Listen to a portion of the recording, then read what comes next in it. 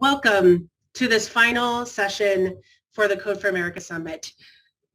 So in this session, we're going to be talking about the past year, but also looking ahead at where we're going. So this has been a year like no other, and yet our community has really pulled together to do our part in helping in pandemic recovery and relief efforts. But in other ways, we've also fallen short. And so now the question is, where do we go from here? And how do we ensure that the lessons learned that we have from the past year aren't forgotten? So in this final session of this year's summit, we're going to be asking, how can we make lasting change and use this moment as an opportunity to create more equitable outcomes when it comes to the social safety net, tax and criminal legal reform policies, among many things that government touches. To answer these questions and more, we've brought together such an incredible panel for you to weigh in with their values and their views. Let me introduce our panelists for today. Michael George, he is a policy advisor at the Office of the Vice President Kamala Harris and formerly program officer at the Gates Foundation. Kathy Pham, she's the founding member of product and engineering teams at the United States Digital Service and the co-director of responsible computer science at Mozilla. And we have Antionette Carroll, founder, president, and CEO of the Creative Reaction Lab, co-founder of Design and Civic Design Coach. And then we have Chris Kuang, who's the co-founder and advisor of Coding It Forward. And finally, we have Wendy de la Rosa, assistant professor at the Wharton School and co-founder at Common Sense Lab and co-creator and host of the TED series, Your Money and Your Mind. So let's get started. Our first question is, as you look back on the past year, what do you see as the biggest takeaway in terms of creating more equitable outcomes for those who use government services? Yeah, thanks so much, Amy, and so happy to be here. And thank you to our hosts at Code for America for having us. Before I start, I just wanted to be clear that I'm, representing my personal views only and don't represent the White House or the U.S. government in my comments here. But I think I speak for many when I think about how challenging 2020 was. At the time, I was working in philanthropy and trying to think about how you could surge support when so many people needed help. And I think you're able to do incredible good in the philanthropic sector and the nonprofit sector. But I think the big takeaway for me is that when the pipes are leaky and broken and not designed to help the people they're meant to help, there's only so much you can do to force things through them. So to me, it comes down to kind of a big realization about how much we have to do to kind of restructure those systems. I think in the metaphor I was using, to build better pipes, in other words, to get the outcomes we want.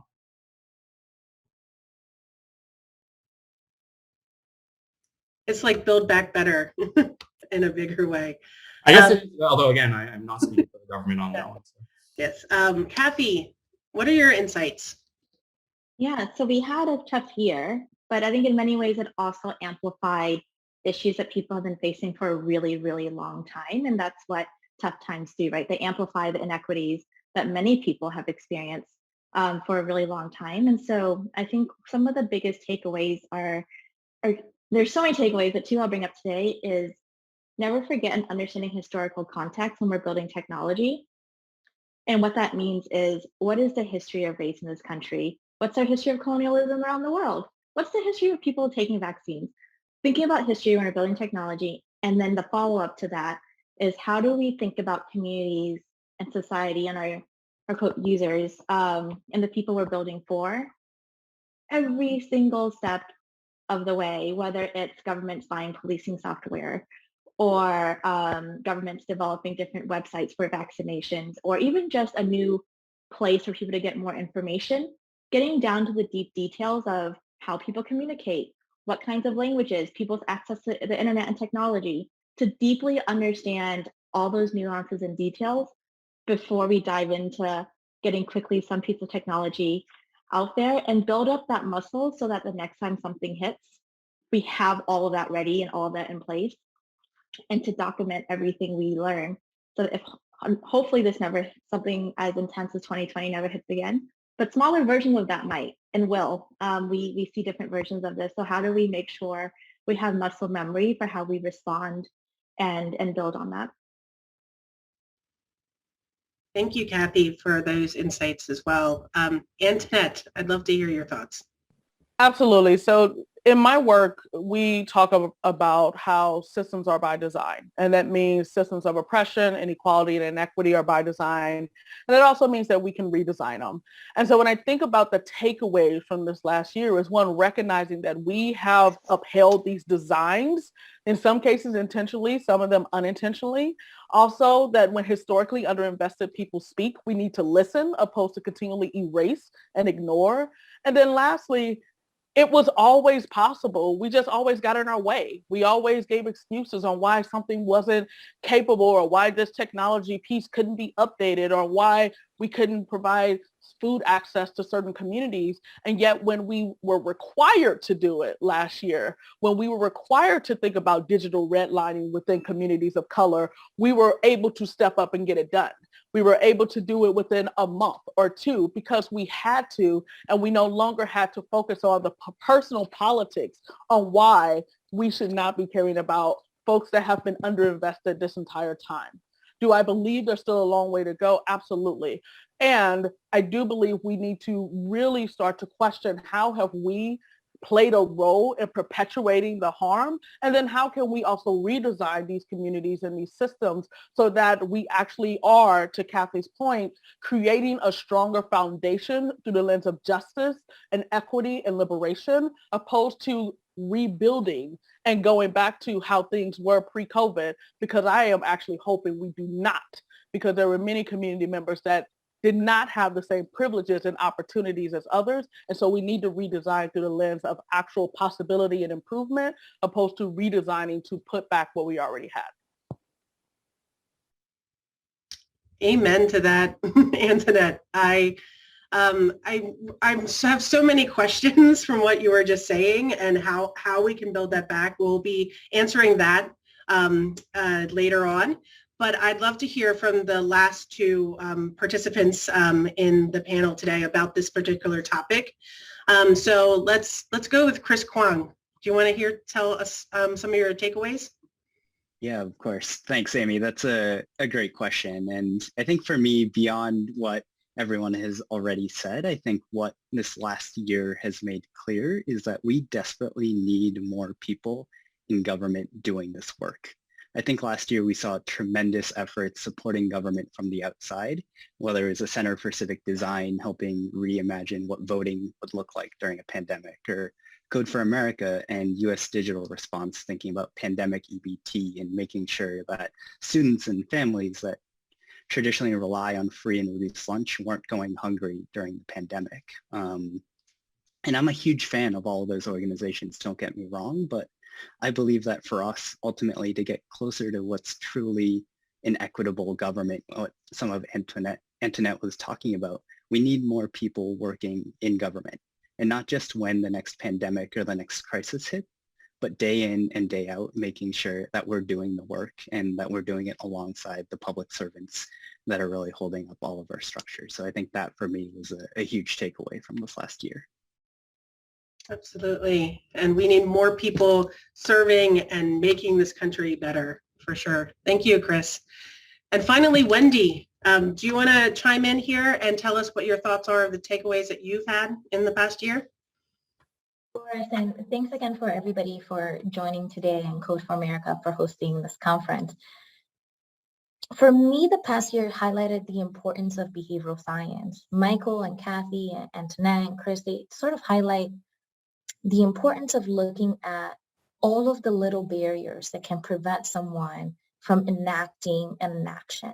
And whether we call it pipes or barriers, that's sort of rooted in consumer behavior and consumer psychology. So I'll give you a sort of an example of something that I think should be a fundamental right. We always talk about healthcare, and many people are across the spectrum of healthcare being a fundamental right. And I agree. But I also think that we need a fundamental right to an access to a bank account. And why is that? Well, the government immediately wanted to step into action and give aid to people who needed it the most. However, 9 million people still to this day have not received their economic impact payment, otherwise known as their stimulus check. Why? Well, because if you're low income, many times you don't need to file taxes. You're not required to. You don't have a bank account. You've moved and we have no way of tracking your different addresses. You may be homeless, and so you haven't been part of the system for a long time. And most importantly, we do not have a bank account for every single person in this country.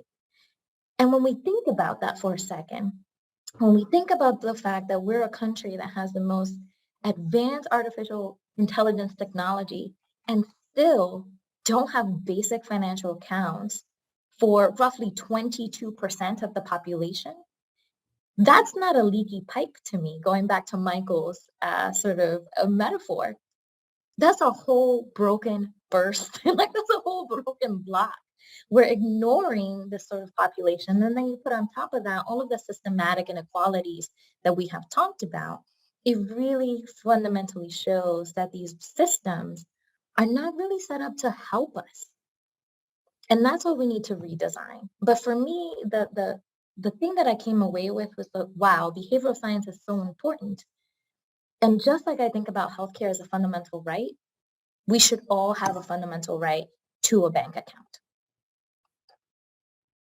That's incredible. And I love each one of the people's perspectives here on the panel, because we're all looking at a different perspectives. And like at the end of the day, what it is really the systemic issues that we're tackling. And it's so refreshing to hear a panel of people who are going back and saying we need to design things, which is lovely to hear. So, one of the things we wanted to do here is, like, since this is the last panel of the summit, is to think ahead, right? We just looked back about where we were in the past year. Let's look ahead. Let's look at the next 5 years. We just started with a new president and a new administration, and let's look at the year, like what can we do now so that we can have a better outcomes in about 5 years.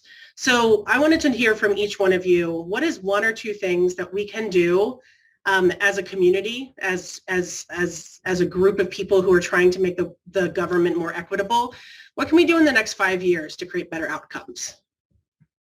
So this time I'm going to go in the opposite direction. I'll go with you, Wendy, to circle back around on what you were just talking about. Of course. Well, I think that as soon as anybody is born, you get a social security number, a birth certificate, and a financial account. But aside from that, one of the things that I sort of recognized is that a lot of these problems have been tackled by the academic community through the lens of behavioral science, and we need stronger partnerships. And so as we're creating and redesigning these systems, not only do we need the voice of the community, but we also need the voice of the academic community, because so many people have great intentions and good intentions, but we actually have years of experiments where we can tell with rigor and academic science to say, this intervention works and this intervention doesn't. So for example, all of us think that financial education moves the needle in terms of increasing or improving financial outcomes. And over 200 studies and a meta-analysis of 200 studies shows that actually financial education only explains 0.1% of the variance in financial behaviors. So not zero, but very close to it, right? So we don't have to reinvent the wheel every time. The third thing for me is that many of the financial behaviors we want people to do, like opening up a savings account, increasing their 401k, retirement allocation, getting life insurance, all of these things take time that we honestly do not have, especially if you're living on the margins. To get life insurance, you need to set up a doctor's appointment. You need to figure out which is the right premium for you. And all of that takes time. And so through this sort of conference and throughout, I am encouraging and sort of challenging businesses and governments to give people not just a sick day, but a financial day, because we need time to get our financial house in order. And if we don't have that, it's really hard for someone who's just treading water, managing their life, managing their children, managing the 2 jobs that they may have, to then try to get their financial house in order. Yes, that is definitely incredibly insightful next steps that things we can do right now.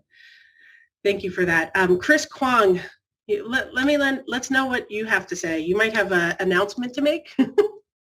Yeah, a little bit. And I would say just building off of my last response and talking to some of the systemic problems that the pandemic surfaced and that we were just talking about. I'm a firm believer that government has the incredible power to create meaningful change on the scale that we need coming out of this. And so that's why I'm so excited to share that I'm actually joining the federal government this month to do just that, build more pathways for people into public service, and especially a pathway for junior tech talent to work on high impact projects and key priorities across government.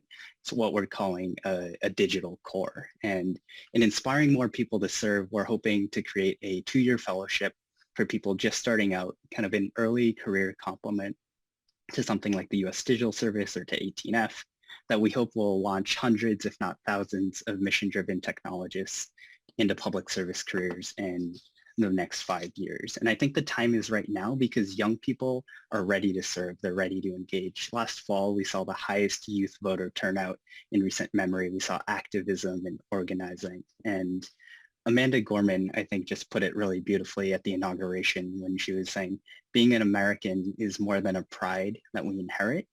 It's the past we step into and how we repair it. And I think there's a moment now where we can bring young people in to serve. And together with my colleague, Caitlin Gandhi, and she brings a wealth of experience from Teach for America, building talent strategy and people analytics. We're going into the General Services Administration where we've built significant momentum, crucially with TTS Director Dave Z and the Presidential Innovation Fellows Program. And we're really energized by the administration's kind of action on building back better. And so we're really looking forward to doing the work. We're still doing the legwork on what the digital core will look like, but I'm hopeful that it will be an explicit call to public service for the next generation of technology leaders to do what we're all talking about here, which is build an equitable government for everyone. Wow, that's so incredible. And I love that you're going to be bringing all of that like great knowledge of doing Coding It Forward into this work as well. And I'm just so excited to see what you all come up with in the next year or two, next 5 years, see where you are in the future with that. So thank you. Antionette, let me know your thoughts for this question. Yes. So I want to build off what Chris was talking about. I think there's a lot of power from youth, particularly the youth of color. And my organization directly works with Black and Latinx youth to have them think about how do they design healthy and racially equitable communities. But we also work with institutions because we recognize that it's actually 2 parts of the coin, right? You can't just work with the folks that have that lived experience and not also work with the folks that have more access to more centered power. And so what does it look like to actually have youth being active team members, decision makers in any process that we're looking to integrate, and recognizing that youth have been architects of change throughout the history of this country and throughout the history of the globe. I also want to challenge everyone in this space to really question, am I centering my professional pedigree? Am I centering my academic background over my living expertise? Because there tends to be also these barriers where we have a us versus them mentality where, oh, I'm going to center my title and not recognize that when I say community members, I'm actually a part of the community itself. And then if I look at that role of being embedded in the community, I also understand that whatever intervention is addressed or came up with, it affects me too. And how do I hold myself accountable versus having more of a paternalistic approach or sometimes a fishbowl perspective of being the outside looking in. And then the last thing I would put is investment, investment, investment. We need to recognize that when we ask community members to show up, especially community members that don't have this as a part of their job, we're asking them to give up their time. We're asking them to give up their resources, and we're not really questioning what are the barriers of access and what are the barriers of power sharing. And then also, how are we not supporting sustainability within communities versus experimentation, which has led to a lot of trauma and harm. And so I could go on for days, but I want to be mindful of time. We have 2 more folks to talk. But yeah, there's a lot we can do, but I recommend everyone start with self and how do I build my own humility and recognize how I may be upholding and how I can also dismantle and redesign. Thank you. That makes me think of like MLK's belief in beloved community and bringing people together. So thank you for that, Antionette. So I'm going to go back to Kathy. Tell us what your thoughts are. I think it's very much aligned, and you're taking this to your work within, well, formerly the digital service, but your next steps. So Yeah. let us know your thoughts. Yes, I am at the U.S. Digital Service, and yes to lived experiences and not building anything, albeit policy or digital products, with a paternalistic view that we just know what people need. Thank you so much for bringing that up. That's something I want to touch on as well. How do we build responsibly and what that looks like and how it takes a whole movement to do so? So from the person who builds the literal form where you sign up for something to even recognize small details like having a required zip code or credit card field on a form that would automatically now make it not impossible for someone to sign up for something. And in the engineering world, that's like a 30-second change. But in like a flip of a few lines of code, we've now made it not possible for people to either sign up for a service or do something.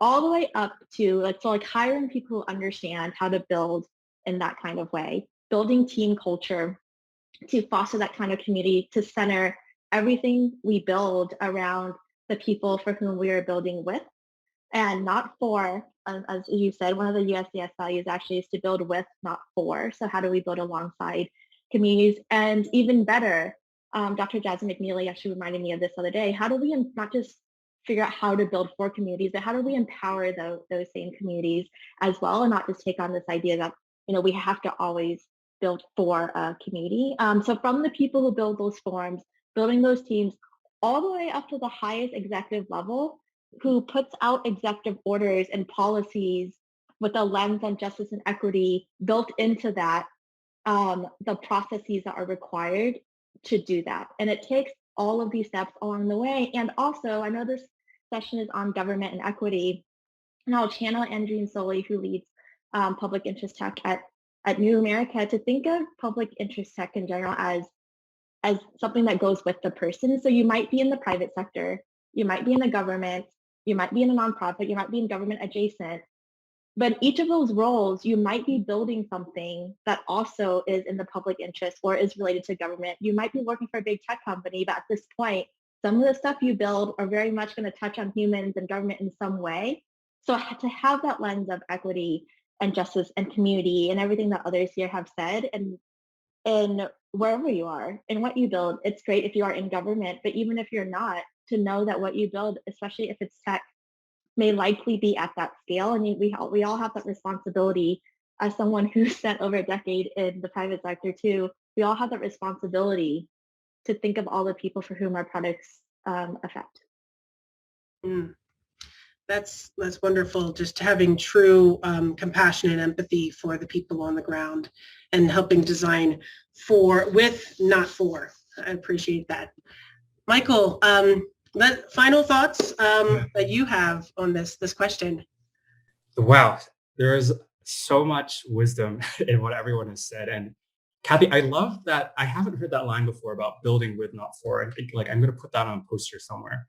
For me, I think thinking about, Antionette, what you said, and Chris, your efforts to bring new people into government, it also makes me think about how important it is to diversify who gets to do the building or who gets to be the person redesigning the system. I think one of the statistics I'm never going to forget is there's this political scientist at Stanford named Nick Carnes. And his research shows that even though 50% of Americans are working class, the percent of Congress that is working class has been stuck at 2% for 6 decades, as in it's literally a flat line. It's never changed. And I'm sure it's the same or similar in tech or philanthropy or the private sector or whatever. And we're not going to change that in 5 years. But as to your point, Wendy, that's not a leaky pipe. That is a disaster. So in the next 5 years, I think a lot of people are open and thinking about new ways to structure their work. And I think making sure we're not just consulting with, but hiring, promoting, empowering people directly who have lived experiences with many of these systems that have failed is something I'm trying to reaffirm in all the work I do. So that's my closing thought. Thank you. I think that brings a lot of these thoughts together in a bigger way, is like moving beyond just designing with, but to the place of, can we get a world where the world is designed by people in the world as well? So I think there's lots of steps we need to get there. We're not going to get there in 5 years, but we'll see where we go, where we can go with this. So please thank me and please join me in thanking this incredible panel of experts that weighed in on this concept of equity. Congrats to all of you. And I think you've really identified where we can go from here, and if we get it right. And the next right step we can do to put this work into action. Many of you are already living this, but I am just really grateful for you to be here with me today. And thanks for sharing your thoughts and insights. And also thanks to Code for America for leading the way in convening all of these people from academia, from policy, from government together to talk about this incredibly important topic. Thank you, and enjoy the rest of the time.